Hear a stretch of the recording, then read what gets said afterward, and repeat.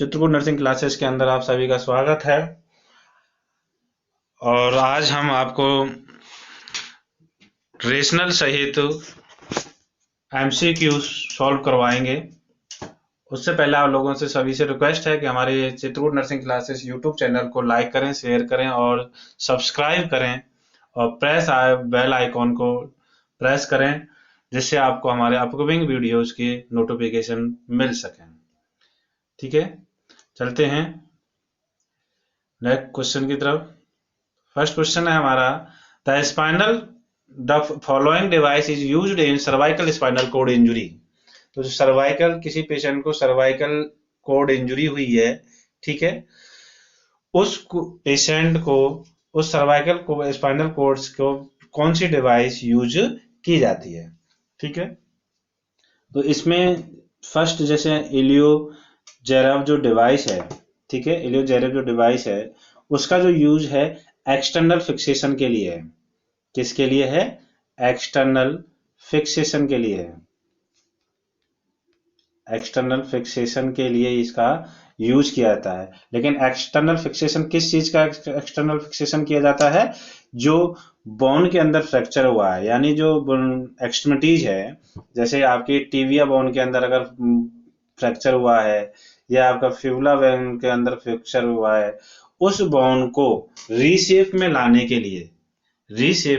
के लिए एक एक्सटर्नल फिक्सेशन किया जाता है, जिसमें स्क्रू और पिंस का यूज किया जाता है। ठीक है, जैसे ये आपका, ये जैसे मान के चलिए ये आपका कोई बोन है, तो इस तरह से इसके चारों तरफ इस तरह से एक फिक्सेशन किया जाता है और यहाँ इस तरह से स्क्रू यूज किए जाते हैं। स्क्रू के साथ इस लिम्ब को या इस बोन को फिक्स कर दिया जाता है, इसको रीशेप करने के लिए। ठीक है, वो होता है आपका इलियो जेरब डिवाइस। तो हमसे पूछा क्या गया है सर्वाइकल स्पाइनल कोड के बारे में, लेकिन ये किसके बारे में है? बोन्स के बारे में है, जो कि एक्सट्रीमिटी से संबंधित है। ठीक है, तो ये आपका क्या हो गया? गलत हो गया। नेक्स्ट है वेरिएंट ट्रैक्शन, जो कि बच्चों में यूज किया जाता है। ठीक है, और कहां पर यूज किया जाता है? फ्रैक्चर ऑफ फीमर के फ्रैक्चर्स के में यूज किया जाता है। ठीक है, इसमें क्या किया जाता है, जो दोनों जो एक्सट्रीमिटीज हैं, लोअर एक्सट्रीमिटीज हैं, उनको एलिवेट किया जाता है। ठीक है, तो ये आपका गलत हो गया। नेक्स्ट मिल्वॉकी ब्रेस है। तो मिल्वॉकी ब्रेस जो है वो आपका स्पाइन की डिफॉर्मिटी को, प्रोग्रेस को कम करने के लिए यूज किया जाता है। किसकी? स्पाइन की जो डिफॉर्मिटी है उसको, प्रोग्रेस को रोकने के लिए यूज किया जाता है। ठीक है, और सर्वाइकल के लिए जो यूज किया जाता है वो आपका हेलो वेस्ट यूज किया जाता है। हेलो वेस्ट जो क्या है? हेलो वेस्ट एक रिंग होती है जिसको हेड के अंदर एक्सटर्नल फिक्स किया जाता है स्क्रू या पिंस के थ्रू। ठीक है, और क्यों किया जाता है? जो सर्वाइकल स्पाइनल कोड जो इंजरी हुई है, जो सर्वाइकल रीजन है, उसको इमोबिलाइज करने के लिए, या क्यों वो हिले ना डुले, उसको इमोबिलाइज करने के लिए, उसकी जो डिफॉर्मिटीज है उसको इमोबिलाइज करने के लिए आपका हेलो वेस्ट का यूज किया जाता है। ठीक है, देखिए मैंने यहाँ पर कुछ डायग्राम दिया है आप लोगों के लिए कि जो हेलो वेस्ट क्या होता है। देखो हेलो वेस्ट ये है, यहाँ पर ये देखो, ये एक रिंग है, ये इस तरह से चारों तरफ से इस हेड में पहनाया हुआ है ताज की तरह। ठीक है, और यहाँ पर एक आपका स्क्रू लगा हुआ है, एक स्क्रू आपका यहाँ पर लगा हुआ है और स्क्रू के थ्रू इसको टाइट किया गया है, फिक्स किया गया है, और नीचे ये इसकी बेल्ट है। ठीक है, ये इसका एंटीरियर पार्ट है और पोस्टीरियर पार्ट इसका पीछे है।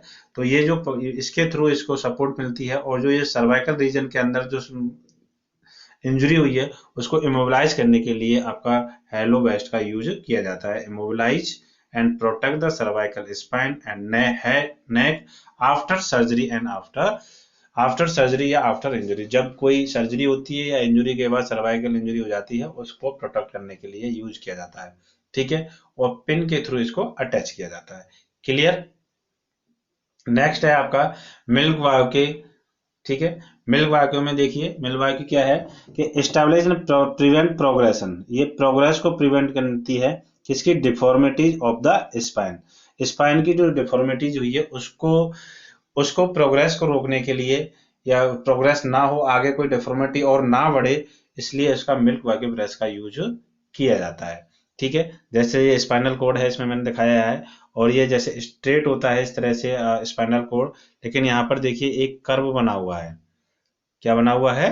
कर्व बना हुआ है। ठीक है, तो ये जो कर्व बना हुआ है इस डिफॉर्मिटीज को हम कहते हैं स्क्योलियोसिस, यानी इसको बोलते हैं lateral deviation of the spinal cord, that is called scoliosis. Clear? तो इस डिफॉर्मिटीज को प्रिवेंट करने के लिए मिल्क वॉकी ब्रेस का यूज किया जाता है। देखो मैंने यहाँ पर डायग्राम दिया इस तरह का, ये आपका होता है, ये आपका फ्रंट पार्ट हो गया और ये आपका पोस्टीरियर पार्ट हो गया। ठीक है, इस तरह से जो है जो जो स्पाइनल है कोड है उसको सपोर्ट प्रोवाइड करता है। ठीक है, क्लियर? नेक्स्ट नेक्स्ट है आपका वेरिएंट ट्रैक्शन। ये फीमोरल के लिए यूज किया जाता है। किसके लिए यूज किया जा रहा है?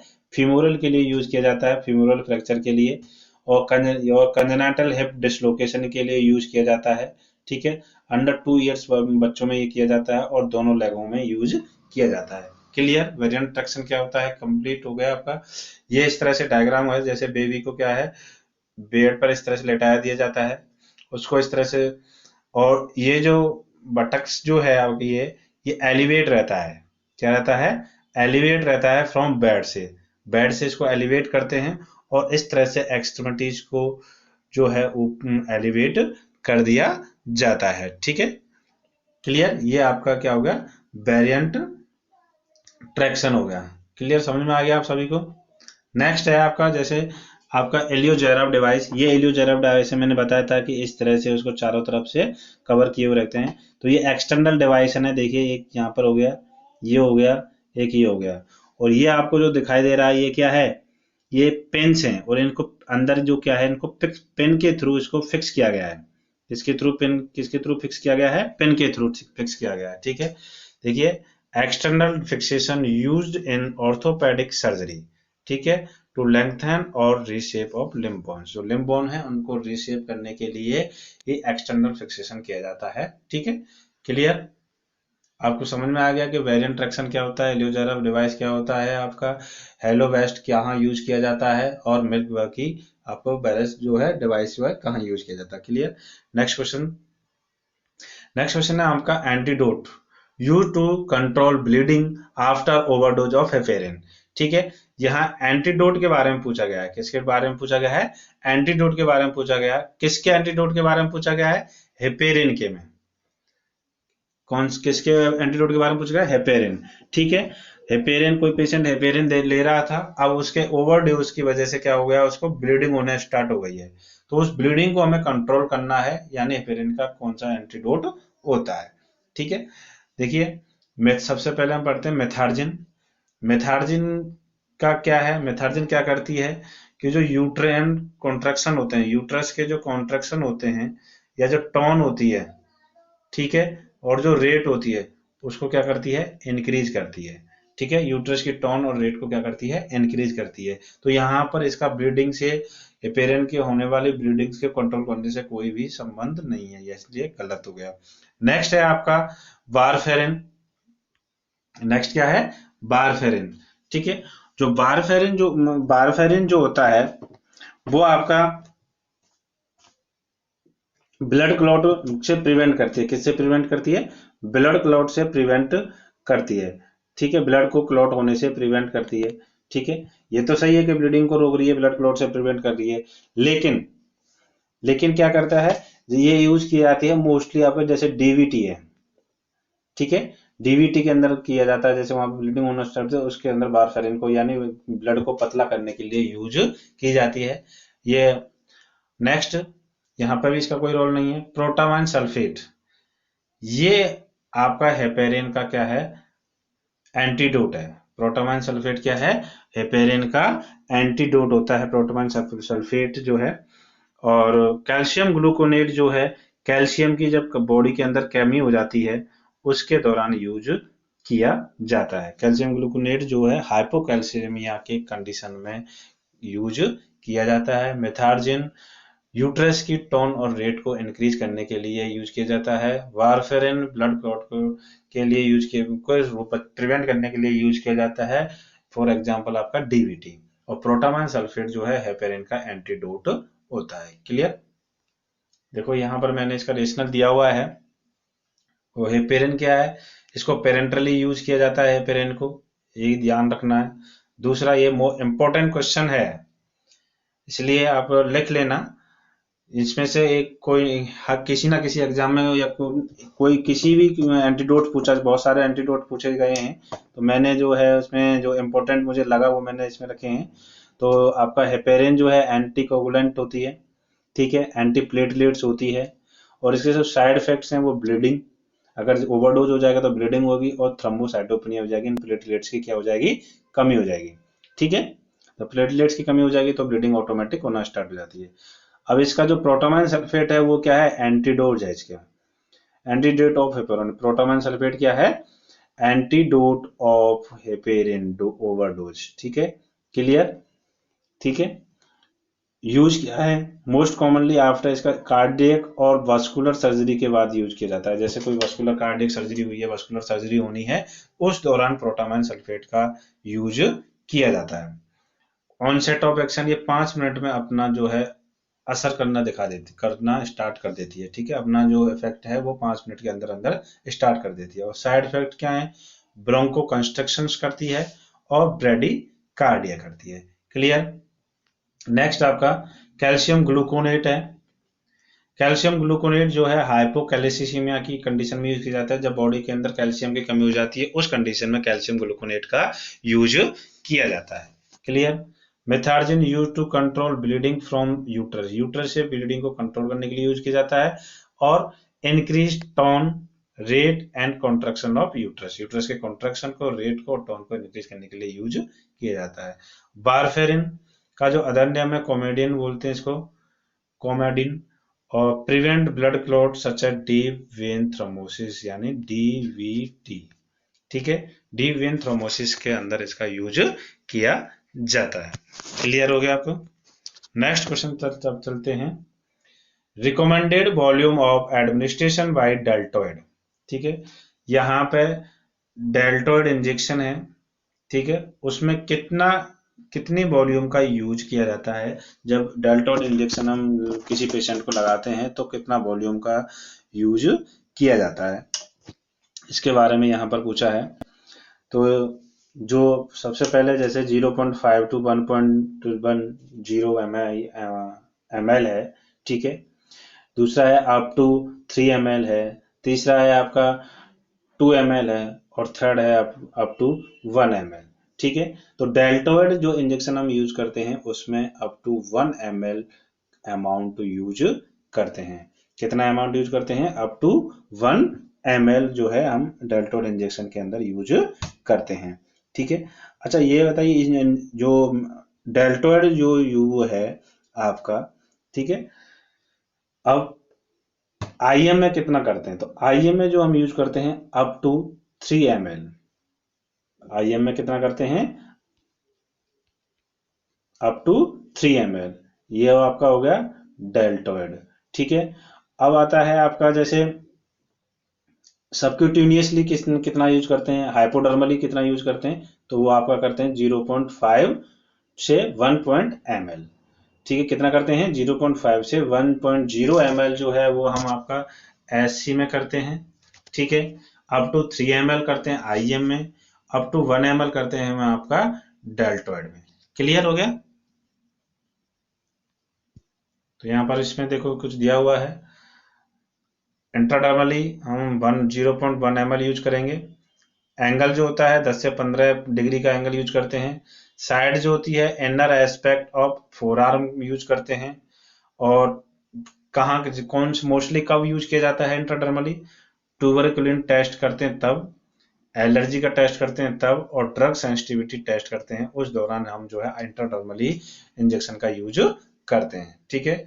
पूछा जाता है ट्यूबरकुलिन टेस्ट में हम कौन सा का यूज करते हैं, क्लियर। आईएम 3 ml का यूज करते हैं, लेकिन इसमें एक है कि डेल्टोइड जो है हम 1 ml करते हैं, कितना करते हैं 1 ml जो है हम उसके अंदर डेल्टोइड के अंदर करते हैं एमआई इंजेक्शन के लिए, इंट्रामस्कुलर के लिए, क्लियर। और इम्पोर्टेंट जो इसमें कई बार पूछा भी गया है आपका आईएम इंजेक्शन से, ठीक है, ये आपका इम्पोर्टेंट है। इसमें क्या है कि एडल्ट्स में वेंट्रोग्लूटियल मसल्स के लिए यूज किया जाता है, जबकि इन्फेंट्स में वेस्टर्स लेटरलिस मसल्स के अंदर यूज अब जो आईएम इंजेक्शन है यूज किया जाता है। ठीक है, कौन कौन सी? एडल्ट के अंदर वेंट्रोग्लूटियल मसल्स, और जबकि इन्फेंट्स के अंदर आपका वेस्टर्स लेटरलिस मसल्स के अंदर आईएम का इंजेक्शन लगाया जाता है। क्लियर? सबक्यूटेनियसली 0.5 से 1.0 ml, एंगल 45 एंगल, और आपका साइड एंटीरियर एब्डोमिनल वॉल, जो एंटीरियर एब्डोमिनल वॉल है उसमें जो है सबक्यूटेनियसली यूज किया जाता है। मोस्टली कब यूज किया जाता है? इंसुलिन देते हैं तब, और मीजल्स का इंजेक्शन लगाते हैं तब। क्लियर? और आईवी जो है वो डिपेंड करता है कि कौन कितना प्रिस्क्रिप्शन दिया गया है। 2 से 10 ml तक इसमें हम आईवी के इंजेक्शन में यूज करते हैं, और इसका एंगल जो होता है 15 से 45 डिग्री एंगल में हम इसका यूज करते हैं। तो क्लियर हो गया आप लोगों के लिए। Next, Koplik's spot are the clinical features. इसमें कॉप्लिक स्पॉट्स के बारे में पूछा गया है। अच्छा, कॉप्लिक स्पॉट्स क्या होता है? इसमें क्या होता है कि माउथ के अंदर स्पॉट हो जाते हैं,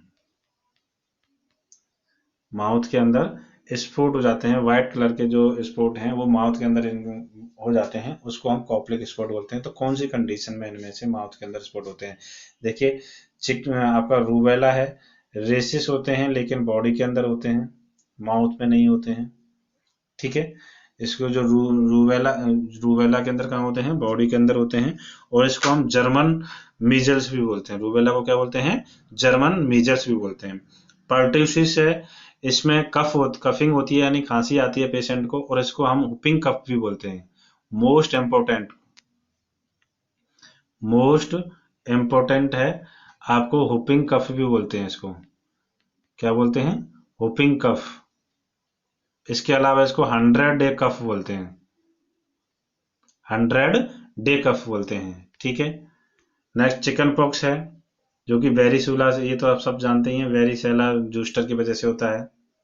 ठीक है, वेरिसूला जूस्टर एजेंट होता है जो इसके लिए रेस्पॉन्सिबल होता है, आपका चिकन पॉक्स जो है।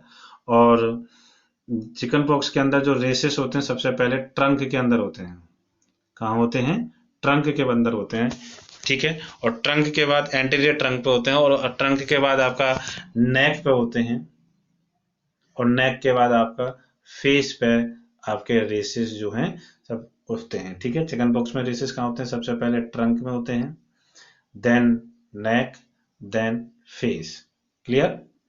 अब बचता है आपका मीजल्स। तो कॉप्लिक स्पॉट जो है मीजल्स वाले पेशेंट के अंदर होते हैं। ठीक है, मीजल्स कॉप्लिक स्पॉट क्या होता है?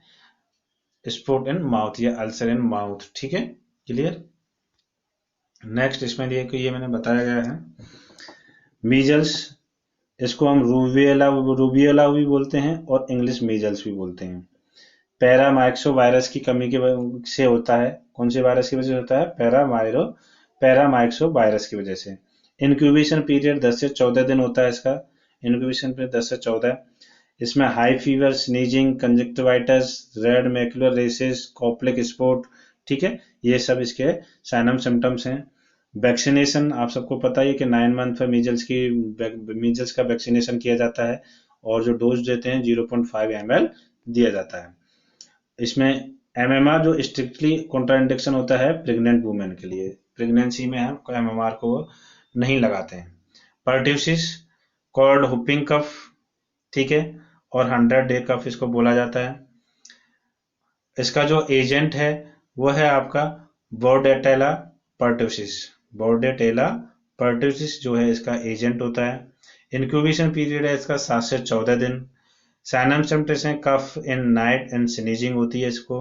वैक्सीनेशन डीपीटी एट द 2, 4, 6 महीने पर किया था, 2 सेकेंड मंथ पर, 4 मंथ पर और 6 मंथ पर डीपीटी का इंजेक्शन लगाया जाता है। ठीक है, डीपीटी मतलब डिप्थेरिया, पर्ट्यूसिस और टेटनस। उसके बाद चिकन पॉक्स क्या है? इसका जो एजेंट है बैरिसेला जूस्टर होता है। इंक्यूबेशन पीरियड जो होता है 14 से 16 दिन का होता है। Source of infection oropharyngeal secretion और lesion of skin and mucosa जो है इसके और सोर्स ऑफ इन्फेक्शन होते हैं। और जिसके साइनम सिम्टम्स होते हैं fever, rashes first appear on trunk then face arms, ठीक है। उसके बाद रूबेला होता है। रूबेला में आपका आल्सो कॉल्ड जर्मन मीजल्स बोलते हैं इसको, और 3 डेज मीजल्स बोलते हैं। क्या बोलते हैं इसको? 3 डेज मीजल्स भी बोलते हैं। इनक्यूबेशन पीरियड 2 से 3 दिन का होता है, ठीक है, इसलिए इसको 3 डेज मीजल्स बोलते हैं। सिम्टम्स क्या है? लिम्फेडेनोपैथी हो जाती है, रेसेस हो जाते हैं, लो ग्रेड फीवर आता है, और एमएमआर लगाते हैं इसके 0.5 ml का। क्लियर? नेक्स्ट नेक्स्ट क्वेश्चन है, Brydon scale is used for assessing the risk of. जो ब्रेडन स्केल है वो किसको असेस करने के लिए यूज किया जाता है, ठीक है। तो देखिए इसका आंसर है आपका, ब्रेडन स्केल जो है डेक्यूबाइटिस अल्सर के लिए यूज किया जाता है। किसके लिए यूज किया जाता है? डेक्यूबाइटिस अल्सर के लिए यूज किया जाता है। और डेक्यूबाइटिस अल्सर को जो है प्रेशर सोर्स के नाम से भी बोलते हैं, प्रेशर सोर नाम भी कहते हैं, और इसको डेक्यूबाइटिस को प्रेशर सोर के नाम बेड सोर्स से भी जानते हैं, ठीक है, बेड सोर्स से भी जानते हैं, ठीक है। जब कोई पेशेंट लंबे समय तक बेड पर रहता है और फ्रैक्शन के वजह से क्या होता है, उसकी जो स्किन होती है वो रप्चर हो जाती है, ठीक है, तो वहां पर जो अल्सर होता है, जो सोर बन जाता है, उसको हम डेक्यूबाइटिस अल्सर कहते हैं। और इसको असिस करने के लिए ब्रेडन स्केल का यूज किया जाता है, जिसमें कुछ स्केल्स होते हैं, उसके अकॉर्डिंग इसकी सीवियरिटी का पता लगाया जाता है। और डायबिटीज मेलाइटिस के लिए जो यूज किया जाता है HbA1c। क्या यूज किया जाता है डायबिटीज मेलाइटिस के लिए? हीमोग्लोबिन A1c, HbA1c टेस्ट किया जाता है। स्वेट क्लोराइड टेस्ट के लिए मैंने आपको पहले पढ़ा चुका हूं इसके बारे में, आप मेरी वीडियोस देख सकते हैं, उसमें देख सिस्टिक फाइब्रोसिस के लिए किया जाता है। किसके लिए? सिस्टिक फाइब्रोसिस के लिए इसका यूज, सिस्टिक फाइब्रोसिस डिजीज है उसमें स्वेट क्लोराइड टेस्ट का यूज किया जाता है, ठीक है। और बेंगल टेस्ट जो है आपका माल न्यूट्रिशन के लिए पता करने के लिए यूज किया जाता है, ठीक है। क्लियर? तो इसमें देखो मैंने दिया हुआ है आपका, डेक्यूबाइटिस अल्सर को आल्सो कॉल्ड प्रेशर सोर, बेड सोर और डेक्यूबाइटिस अल्सर कहते हैं। इसमें क्या होता है कि localized injury to skin underline tissue by friction, जो फ्रैक्शन के द्वारा जो टिश्यू जो स्किन होती है उनके अंदर इंजरी हो जाती है, उसको हम डेक्यूबाइटिस अल्सर बोलते हैं। स्कोर जो मिनिमम स्कोर जो होता है इसका 6 होता है, ठीक है, और मैक्सिमम स्कोर जो होता है 23 होता है। क्लियर? प्रिवेंशन में चेंज द पोजीशन, इसका जो प्रिवेंट कैसे कर सकते हैं डेक्यूबाइटिस अल्सर को, इंपॉर्टेंट है, बहुत बार एग्जाम में पूछा गया है ये। Change the position after 2 hourly, patient की पोजीशन को हमें प्रत्येक 2 घंटे पर चेंज कर देना है, ठीक है, जिससे फ्रैक्शन नहीं होगा, फ्रैक्शन नहीं होगा तो अल्सर भी नहीं होगा। नेक्स्ट डायबिटीज मेलाइटिस के लिए HbA1c यूज किया जाता है, ठीक है। क्या यूज किया जाता है? HbA1c। देखिए इसमें ये है, कैसे पता किया जाता है, अगर टू ये जो दिया दे रखा है आपका 5.7% या 5.7% ज्यादा हो और उससे कम होता है 5.7% से कम होता है तो नॉर्मल होता है, ठीक है। उससे ऊपर होगा तो उसको हम बोलेंगे प्री डायबिटीज। 5.7% हो या 5.7% से एवब हो तो उसको हम बोलते हैं प्री डायबिटीज। और यहाँ पर ये देखो रेंज दी गई है 6.5, क्या दी गई है? 6.5। अगर इतने परसेंट अगर रेंज है या उससे ज्यादा है तो उस पेशेंट को हम बोलते हैं डायबिटिक पेशेंट। क्लियर? तो हम नॉर्मल कब बोलेंगे? जब 5.7 से कम है तो उसको हम नॉर्मल बोलेंगे, और 5.7 है या 5.7 से ऊपर है तो प्री डायबिटिक, और 5.7 से 6.5% है तो प्री डायबिटिक, और 6.5 से तो diabetic. Clear? Sweat chloride test जो है हम आपका सिस्टिक फाइब्रोसिस के लिए किए जाते हैं। इसमें स्वेट का यूज किया जाता है, 75 ml स्वेट का यूज किया जाता है, और उसमें सॉल्ट का चेक किया जाता है सिस्टिक फाइब्रोसिस में। मैं इसमें आप पढ़ा चुका हूँ आपको। सिस्टिक फाइब्रोसिस का एक है होता है कि एक मदर है अपने बेटे को किस करती है तो उसको सॉल्टी फील होता है, यानी सॉल्टी टेस्ट होता है। कैसा टेस्ट होता है? सॉल्टी टेस्ट होता है, ठीक है। क्लियर? और बेंगल टेस्ट जो है प्रोटीन एनर्जी माल न्यूट्रिशन के लिए यूज किया जाता है। इसमें जो बेंगल में जो लड़कियां जो बेंगल बेंगल पहनती है वो चूड़ियां जैसे इस टाइप का एक बेंगल होता है, और उसको मिड अपर आर्म जो सरकमफ्रेंस है उसको चेक किया जाता है। क्या चेक किया जाता है? Mid upper arm circumference check किया जाता है। जो नॉर्मल कितना होता है आपका 11 से 12 सेंटीमीटर जो है नॉर्मल होता है मिड अपर आर्म सरकमफ्रेंस। तो ठीक है, उसको चेक करने के लिए बेंगल टेस्ट किया जाता है। अगर इससे कम है तो बेबी कैसा है, प्रोटीन एनर्जी माल न्यूट्रिशन है उसको। Clear? Next, lochia as secreted following delivery in 1 to 4 days is known. इसमें लोचिया के बारे में पूछा गया है कि लोचिया क्या होता है, जो कि 1 से 4 दिन में सीक्रेट होता है डिलीवरी में इन 1 to 4 days में जो लोचिया सीक्रेटेशन होता है वो क्या होता है, उसको किस नाम से जाना जाता है। तो सबसे पहले हमें पता होना चाहिए कि लोचिया होता क्या है। लोचिया क्या है? डिस्चार्ज होता है, ठीक है, discharge from, sorry, discharge discharge after delivery, या बोल सकते हैं पर प्यूरियम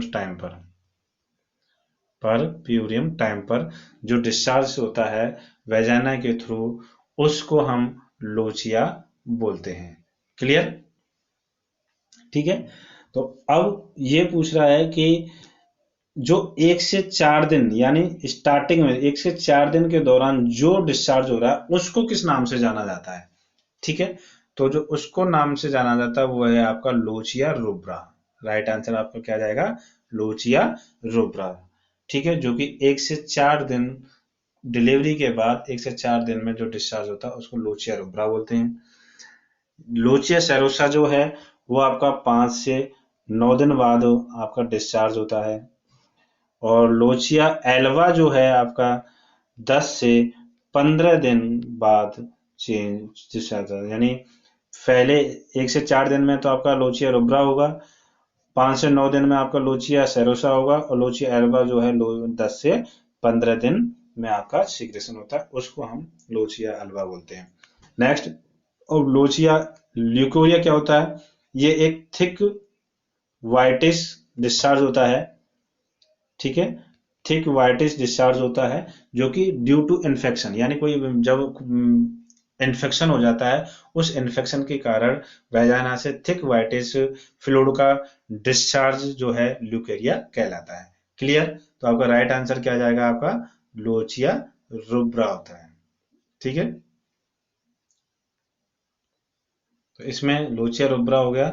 लोचिया होता क्या? Vaginal discharge after giving birth, यानी परपुरियम टाइम पे जो डिस्चार्ज हो रहा है वेजाइना से उसको हम लोचिया बोलते हैं। तो लोचिया रुब्रा होता है, सबसे पहले जो डिस्चार्ज होता है लोचिया रुब्रा होता है, रेड कलर में होता है। क्या कलर होता है उसका? रेड कलर में होता है। याद रखना, आर फॉर रेड। ठीक है, रुब्रा यानी आर फॉर रेड। 1 से 4 दिन में होता है। लोचिया सेरोसा ये येलोइश पिंक और पेल कलर ब्राउन कलर का होता है। येलोइश पिंक और पेल ब्राउन कलर का होता है और 5 से 9 दिन होता है। लोचिया एल्वा पेल व्हाइटिश कलर का होता है। कैसा कलर होता है? पेल व्हाइटिश का, और 10 से 15 दिन इसका ड्यूरेशन होती है। और ल्यूकोरिया क्या है? Leucorrhoea thick whitish yellowish vaginal discharge due to infection. Clear? Due to infection. Next, which of the following lead to greenish discolouration of the amniotic fluid. ठीक है, यहाँ पर एमनियोटिक फ्लूइड के बारे में बताया गया है। ठीक है, एमनियोटिक फ्लूइड है और उसका ग्रीनिश डिस्कलरेशन हो गया है। कैसा डिस्कलरेशन हो गया है? जो एमनियोटिक फ्लूइड है उसका कलर जो है ग्रीनिश हो गया है। तो वो कौन सी कंडीशन में ये, या जो ग्रीनिश जो हुआ है वो कौन सी कंडीशन को लीड करता है? ठीक है, तो इसका जो एग्जांपल जो आंसर है आपका मेक्यूनियम है। जब बेबी मेक्यूनियम पास कर देता है और वो स्टेन कर लेता है उसकी वजह से जो बेबी मेक्यूनियम पास कर देता है तो उसकी वजह से एमनियोटिक फ्लूइड का कलर जो है वो आपका कैसा हो जाता है? ग्रीनिश कलर का हो जाता है। ठीक है, और मेक्यूनियम होता क्या है? फर्स्ट स्टूल होती है बेबी की, फर्स्ट स्टूल। ठीक है। फर्स्ट स्टूल होती है जो कि ग्रेइश कलर में होती है। कैसे कलर की होती है? ग्रेइश कलर की होती है। जब वो एमनियोटिक फ्लूइड के साथ मिक्स हो जाती है तो उसको एमनियोटिक फ्लूइड को भी ग्रीन कर देती है। और एमनियोटिक फ्लूइड का कलर कैसा होता है? क्लियर। कैसा होता है? क्लियर होता है, एकदम से साफ कलर होता है एमनियोटिक फ्लूइड का। ठीक है। लैंग्वेज क्या होते हैं? लैंग्वेज क्या है? ये हेयर होते हैं जो कि न्यूबॉर्न जो होता है उसकी बॉडी पर प्रेजेंट रहते हैं, उसको हम लैंग्यू हेयर बोलते हैं। हाइड्रोमिनास क्या है? जब एमनियोटिक फ्लूइड का जो अमाउंट है, वॉल्यूम है, ठीक है, वो नॉर्मल लेवल से कितना हो जाता है? इंक्रीज हो जाता है। ठीक है। जैसे 2000 ml हो जाए तो उस कंडीशन को हम हाइड्रोमिनास बोलते हैं, जब एमनियोटिक फ्लूइड का excessive amount, accumulation of the excessive amount of the amniotic fluid, that is called the hydramnios. ठीक है। बर्निक्स क्या है? ये जो न्यूबॉर्न होता है उसकी जो बॉडी होती है उस पर व्हाइटिश लेयर होती है। कैसी लेयर होती है? व्हाइटिश लेयर होती है, उसको हम वर्निक्स लेयर बोलते हैं। ठीक है। और म्यूकोनियम मैंने आपको बता दिया। तो राइट आंसर आपका जो है, किसकी वजह से एमनियोटिक फ्लूइड का ग्रीनिश कलर होगा? आपका म्यूकोनियम की वजह से आप जो है ग्रीनिश कलर हो जाता है। क्लियर? देखो यहाँ मैंने बताया है कि नॉर्मल फ्लूइड कलर कैसा होता है? क्लियर और ओडरलेस होता है। ठीक है। अगर ग्रीन हो रहा है एमनियोटिक फ्लूइड का तो रेस्पॉन्सिबल होगी मेकोनियम। क्लियर? अगर गोल्डन कलर हो रहा है अगर एमनियोटिक फ्लूइड का, तो वो होगा आपका आर एच इनकॉम्पेटिबिलिटी। इंपॉर्टेंट है, बहुत बार एग्जाम में पूछा गया है। ठीक है। तो ये राइट डाउन कर लेना सभी। और हाँ, अगर अभी आपने हमारा YouTube चैनल सब्सक्राइब नहीं किया है तो सब्सक्राइब भी करें, लाइक करें और अपने दोस्तों में शेयर करें ज़्यादा से ज़्यादा, अगर हमारी वीडियो आपको अच्छी लग रही है तो। Golden colour R H incompatibility की वजह से गोल्डन कलर हो जाता है। और अगर डार्क कलर आपसे पूछा जाता है कि डार्क ब्राउन कलर किसकी वजह से हो रहा है एमनियोटिक फ्लूइड का कलर जो है, वो इंट्रा यूटेराइन डेथ, यानी जो फीटस है उसकी डेथ हो जाती है इंट्रा यूटेराइन। ठीक है। माँ के पेट के अंदर ही बच्चे की डेथ हो जाती है, तो उस कंडीशन में एमनियोटिक फ्लूइड का कलर जो है कैसा हो जाता है? डार्क ब्राउन कलर का हो जाता है। अगर आर एच इनकॉम्पेटिबिलिटी है, आर एच इनकॉम्पेटिबिलिटी क्या होती है मैंने प्रीवियस क्लास में बताया गया है, उसमें वहां पर जाकर के आप देख सकते हैं। तो उसकी वजह से गोल्डन कलर हो जाता है। ठीक है। हाइड्रोमिनास क्या है? एक्सेसिव अमाउंट ऑफ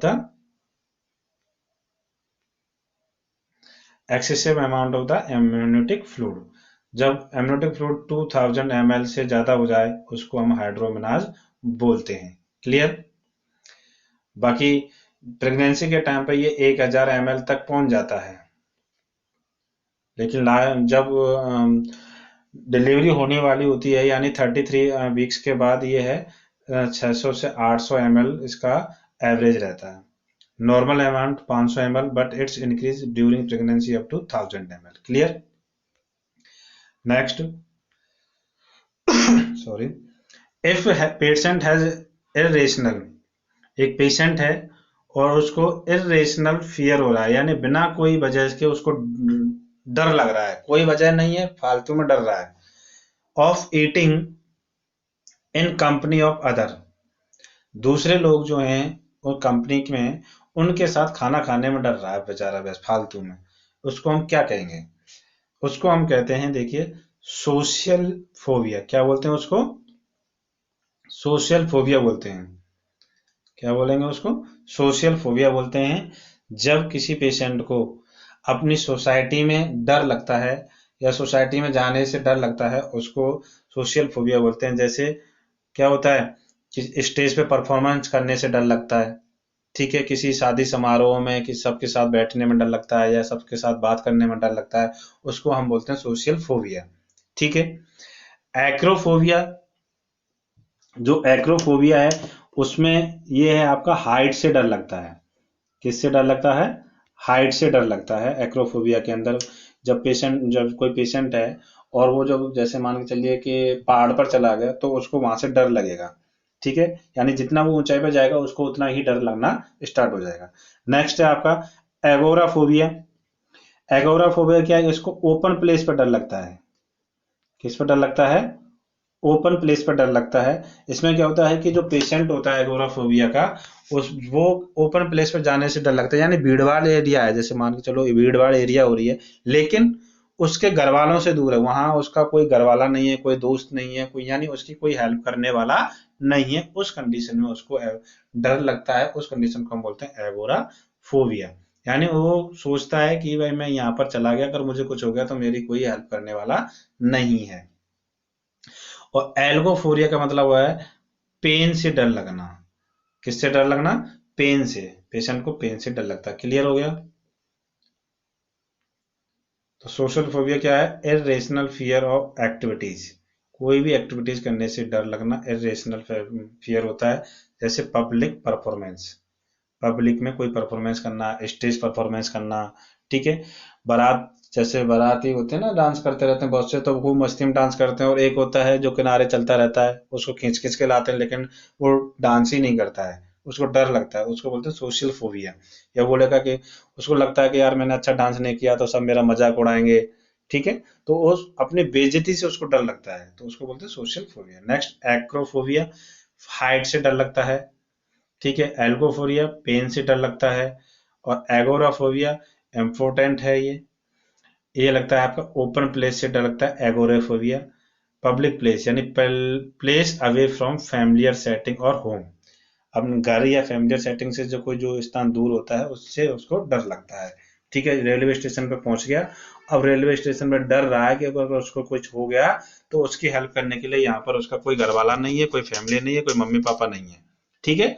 उसको बोलते हैं agoraphobia. Clear? Next, a mental disorder in which patient finally reached his objective but only after many unnecessary or trivial details and termed as। इसमें एक मेंटल डिसऑर्डर के बारे में पूछा गया है। मेंटल डिसऑर्डर क्या है कि विच पेशेंट, इसमें कौन सा पेशेंट है जो कि रीच्ड हिज, एक पेशेंट है, मेंटल डिसऑर्डर है किसी पेशेंट को, पेशेंट है फाइनली रीच, वो फाइनल में पहुंच जाता है हिज ऑब्जेक्टिव, जो उसका कोई ऑब्जेक्टिव है उस तक वो फाइनल में पहुंच रहा है, बट लेकिन उससे पहले ओनली आफ्टर मेनी अननेसेसरी और ट्राइवल डिटेल्स, ठीक है। मैंने किसी पेशेंट से, यानी मैंने किसी से एड्रेस पूछा कि भाई मुझे दिल्ली जाना है, ठीक है। मैंने किसी पेशेंट से कहा, किसी से पूछा कि मुझे दिल्ली जाना है, रास्ता बताना है, तो जो वो मुझे बताएगा कि दिल्ली कैसे जाना है, एक तो आंसर ये होता है कि आप भाई यहाँ से टिकट करिए और वहां आपका दिल्ली पहुंच जाओगे सीधे बैठ करके। लेकिन ये तो हो गया नॉर्मल कंडीशन। अगर कोई मेंटल डिसऑर्डर है किसी उस पेशेंट को, तो वो मुझे कैसे बताएगा आपको दिल्ली जाना है, आप ऐसा करिए, यहाँ से रिक्शा पकड़िए, रिक्शा पकड़ करके आप वहाँ टिकट करिए, पहले आप भोपाल जाइए, भोपाल से फिर आप दोबारा टिकट करिए, फिर वहां से आप जयपुर जाइए, फिर जयपुर से आप दिल्ली जाएंगे, इस तरह से बताएगा। यानी ये आपका सेंटर है, और इस तरह से पहुंच के इस तरह से गोल गोल घुमाएगा, लास्ट में जाकर के वो कहाँ पहुंच जाएगा, अपने जगह पर पहुंच जाएगा, यानी जहां उसको पहुंचाना होगा उस जगह पर पहुंच जाएगा, यानी जो चीजें हमें बताना वाला होगा उसको आप बता देगा। यानी पहले गोल गोल घुमाता रहेगा, उसके बाद लास्ट में जो उसका ऑब्जेक्टिव का उसके बारे में हमें बताएगा। तो उस कंडीशन को हम बोलते हैं सरकमस्टेंटिलिटी। क्या बोलते हैं? सरकमस्टेंटिलिटी। यानी patient finally reach his objective but only after many unnecessary travel details, ठीक है। वो आपने बहुत सारी अननेसेसरी, जिसका कोई जरूरत नहीं है, उस डिटेल्स को आपके सामने शेयर करेगा, उसके बाद बताएगा अपने ऑब्जेक्टिव के बारे में। तो उस कंडीशन को हम बोलते हैं सरकमस्टेंटिलिटी, ठीक है। क्लियर? एक होता है आपका प्रिजर्वेशन होता है, ठीक है। क्या होता है? प्रिजर्वेशन। ये आपका प्रिजर्वेशन क्या होता है? प्रिजर्वेशन होता है कि एक ही वर्ड को वो क्या करता रहता है, रिपीट करता है। क्या करता है? रिपीट करता रहता है। मतलब कोई, मतलब आप कितना भी कुछ भी पूछो आपसे, आपको वो आंसर एक ही देगा। जैसे मान के चलिए, मैं एक नर्स है, स्टाफ नर्स है, उसने पेशेंट से पूछा कि who is the first prime minister of India. उसने बताया नेहरू, राइट? क्या है क्वेश्चन? तो उसका आंसर ठीक है, नेहरू है। फिर उसने पूछा who is the our present prime minister. अब उसने वो पूछ लिया उससे प्रेजेंट, तो उसका आंसर क्या है? नेहरू। फिर उसने पूछ लिया कि who is the our home minister, उसका आंसर होगा नेहरू। यानी वो उसी को बार बार रिपीट करता रहता है, ठीक है, उसको बोलते हैं प्रिजर्वेशन। बर्बिजरेशन में का मतलब होता है कि पेशेंट कोई भी वर्ड्स बोलेगा, एक ही वर्ड को बार बार रिपीट करता रहेगा, मतलब आप वो अपने आप से ही कुछ ना कुछ अपना जो है रिपीट करता रहता है। और टेंजिलिटी का मतलब होता है आपका कि कभी भी अपने गोल तक नहीं पहुंच पाता। जैसे सरकमटेंस में तो वो अपने ऑब्जेक्टिव तक पहुंच रहा था, यानी गोल तक पहुंच रहा था, वो घूम फिर के जा रहा था लेकिन पहुंच रहा था। लेकिन टेंजिलिटी में क्या हो रहा है कि वो पहुंच ही नहीं पा रहा है। टेंजिबिलिटी में क्या है, वो अपने कभी भी गोल तक नहीं पहुंच पाता है। नेवर रीच द गोल, ठीक है। आपका राइट आंसर क्या हो गया, आपका सरकमस्टेंटिलिटी। क्लियर। नेक्स्ट, इसी देखिए सरकमस्टेंटिलिटी क्या, patient has reached the target answer at last. तो पेशेंट है वो अपने लास्ट में टारगेट तक पहुंच जाता है, चाहे वो पूरी इंडिया घूमे या कुछ भी घूमे, लेकिन अपना टारगेट अचीव कर लेता है सरकमस्टेंटिलिटी के अंदर। तो लेकिन टेंजिलिटी के अंदर क्या होता है कि वो कभी भी अपने टारगेट की तरफ नहीं पहुंच पाता, never reaches to the target answer, अपने आंसर की तरफ कभी भी नहीं पहुंच पाता, उसको टेंजिलिटी बोलते हैं। और प्रिजर्वेशन में क्या है, एक पैथोलॉजिकल रिपीटिशन होता है सेम वर्ड का, और idea respond to the different question, उसे कितने भी डिफरेंट क्वेश्चन पूछ लो वो एक ही आंसर देगा, जैसे मैंने अभी इसमें बताया है आपको, ठीक है।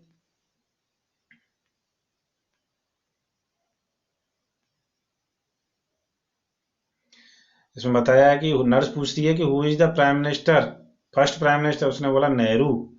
फिर उससे पूछा who is the our president, पूछा है, वो बोल रहा है नेहरू।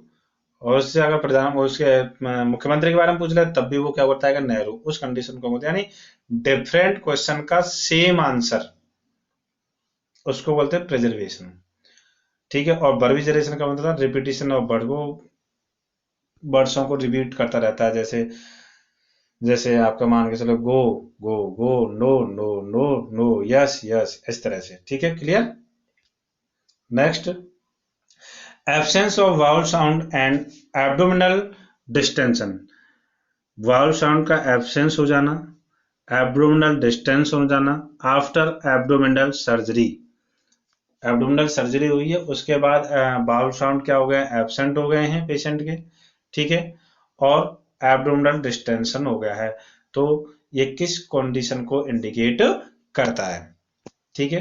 तो ये आपका करता है पैरालाइटिक इलियस। किसको करता है, पैरालाइटिक इलियस। पैरालाइटिक इलियस का मतलब होता है ऑब्स्ट्रक्शंस ऑफ इलियम या इंटेस्टाइन्स। इंटेस्टाइन के अंदर जो ऑब्स्ट्रक्शन हो जाता है उस कंडीशन को हम पैरालाइटिक इलियस बोलते हैं, ठीक है। जब एब्डोमिनल सर्जरी होती है, किसी कारणवश बाउल का साउंड का नहीं आना और एब्डोमिनल का डिस्टेंशन हो रहा है, इसका मतलब यह है कि जो इंटेस्टाइन है उसके अंदर कोई ऑब्स्ट्रक्शन हो रखा है, इस वजह से डिस्टेंशन और बाउल साउंड क्रिएट नहीं हो रही है। हेमरेज सब जानते हैं, ब्लीडिंग होती है। एंडोसल्फेशन का मतलब होता है टेलीस्कोपिंग ऑफ द इंटेस्टाइन्स। जो इंटेस्टाइन्स होती है उसका जो टेलीस्कोपिंग हो जाती है, यानी जो इंटेस्टाइन होती है वो अपने ही अंदर एक दूसरे के अंदर, यानी जो लेयर होती हैं वो एक दूसरे के अंदर घुस जाती हैं। और फ्लैटुलेंस का मतलब होता है गैसेस, ठीक है। इट इज पैरालाइटिक इलियस के बारे में बताया कि occurrence intestinal blockage in the absence of actual physical obstruction.